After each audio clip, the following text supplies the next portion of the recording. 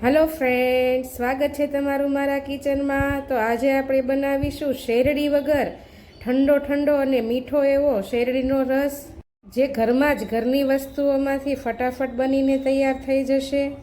અત્યારે ઉનાળાની ગરમીમાં લગભગ બધાને શેરડીનો રસ બહુ જ ભાવે છે।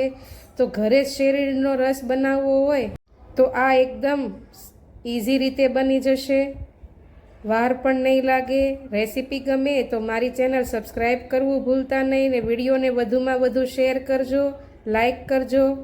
તો ચાલો શેરડીનો રસ બનાવવાનું ચાલુ કરીએ। રસ બનાવવા માટે મેં અહીં વજનમાં જોઈએ તો 50 ગ્રામ અને કપના મેઝરમેન્ટથી જોઈએ તો અડધા કપ જેટલો આવી રીતે ઝીણી કતરણ કરીને ગોળ લીધો છે। ગોળ તમે ઘરમાં જે ખાતા હો તે કોઈ પણ ગોળ યુઝ કરી શકો અને ગોળને આવી રીતે ઝીણો ઝીણો એકદમ કટ કરી લેવાનો છે। ગોળ તમારો કટ થઈ જાય એટલે એક બાઉલમાં આ ગોળ લઈને તે જ કપના માપથી આપણે હવે તેમાં તેટલું જ પાણી ઉમેરીશું અને ચમચીથી બધું બરાબર મિક્સ કરીને 2 મિનિટ માટે મૂકી દઈશું, જેથી ગોળ સરસ રીતે પીગળી જાય। હવે શેરડીનો રસનો ટેસ્ટ વધારવા માટે મેં અહીં 2 મોટા લીંબુનો રસ લઈ લીધો છે। એટલી સામગ્રીમાંથી આપણે 4 મોટા ગ્લાસ જેટલો શેરડીનો રસ બનીને તૈયાર થઈ જશે। રસને આવી રીતે તમારે નીચવીને ઉપરથી બી અને ક્રશનો ભાગ લઈ લેવાનો।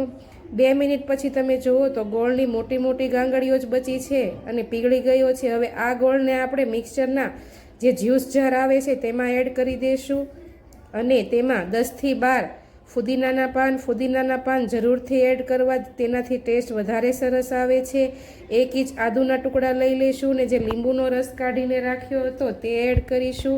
અડધી ચમચી જેટલું સંચળ પાવડર એડ કરીશું અને 8 થી 10 આઈસ ક્યુબ એડ કરીશું। આ ખૂબ જ જરૂરી છે, જેનાથી શેરડીના રસનો કલર એકદમ બજાર જેવો જ આવશે। હવે આ બધું એકદમ ક્રશ કરીને આપણે આવી રીતે પેસ્ટ જેવું બનાવી લેશું અને બાઉલમાં ગળણી મૂકીને આવી રીતે રસને ચાળી લેશું, જેથી ગોળની જો ગાંગડી રહી ગઈ હોય તે આવી રીતે નીકળી જાય અને રસ બધો ગળાઈને ફુદીનાનો ક્રશને તે અંદર ન જાય તે રીતે તૈયાર થઈ જાય।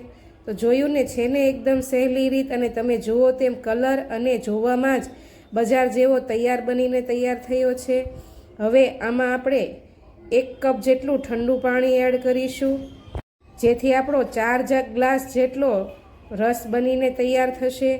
તો ચાલો હવે આ રસને આપણે એકદમ ઠંડો સર્વ કરીશું। રસને વધારે ચિલ્ડ અને ઠંડો બનાવવા માટે મેં થોડા આઈસ ક્યુબ તેમાં એડ કર્યા છે અને હવે તૈયાર રસને આપણે ગ્લાસમાં એડ કરીશું।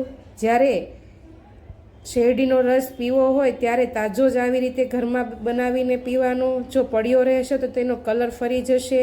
મહેમાન આવવાના હોય ત્યારે જો કાંઈ ન હોય ને ફટાફટ બનાવવું હોય તો એકદમ જલ્દી બનીને તૈયાર થઈ જશે। ગ્લાસમાં શેરડીનો રસ સર્વ કરીને મેં ઉપરથી ફુદીનાના પાનથી ગાર્નિશ કર્યું છે।